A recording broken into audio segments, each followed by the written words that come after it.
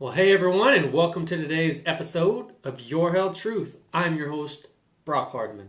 Today, we're going to tackle the subject of cholesterol. So, is cholesterol good for you? Is it bad for you, like most people would have you believe? Or does it even matter?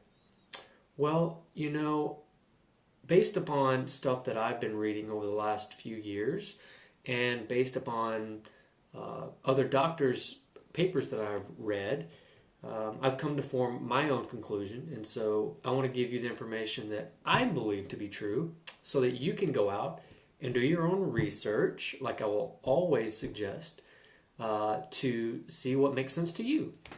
And so today I'm just going to be real brief. I'm going to cover cholesterol, and I'm going to give you my take on what I think you need to know about it. Because, it's unfortunate, in my opinion, that a lot of people unnecessarily take cholesterol-lowering medication. And if you do take it, you know which brand I'm talking about. And so, what that medication does is it actually stops your body or your liver from producing cholesterol. Now, I understand why companies would create drugs to do this, because in their mind, they think that, hey, I have a high cholesterol, let's create a drug to lower that, and we'll be all good, right? Well, not necessarily. Because what most people do not understand is that cholesterol is in every single cell in your entire body. So, why would you want to stop producing something that is in every single cell in your body? Well, some healthcare professionals would have you believe that it's because your body is producing too much of it. And that is just not true.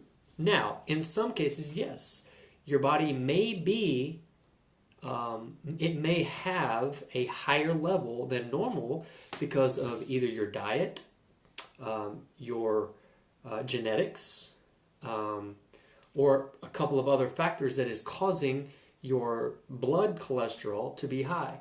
But what people need to realize is that the reason that you have high cholesterol is, especially LDL, which is low density lipoprotein, which is the bad form. You want a higher HDL than LDL, and people with high cholesterol probably already know that. They've been taught that. And the reason for that is that anytime you have high LDL, it means that you have markers of inflation. So what you need to focus on is your homocysteine levels.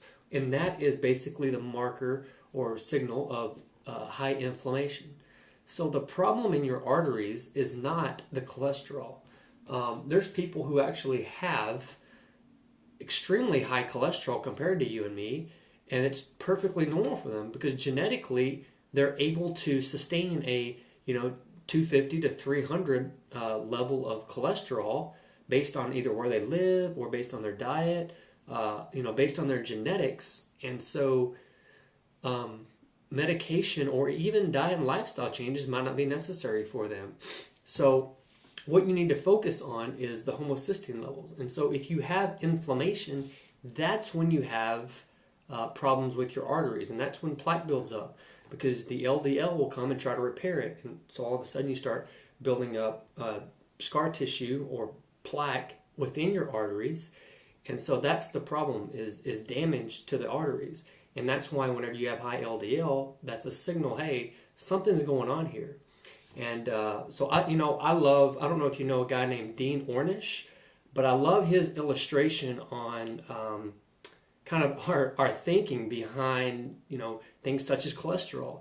It's that, it's a kind of a cartoon of a guy who is at a faucet, and he's next to the faucet with a mop, and he's mopping up this water, and behind him is the sink, and the water is just turned on, and it's just sitting there running, and it's overflowing the sink onto the floor, and he's just sitting there mopping it up, putting it in the bucket, mopping it up, and he's just going to continue doing that.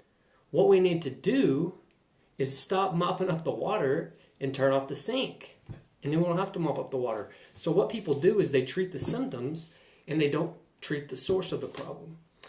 So I just want to, kind of change your mindset on a lot of disease states, especially high cholesterol, because cholesterol is needed in every cell of your body.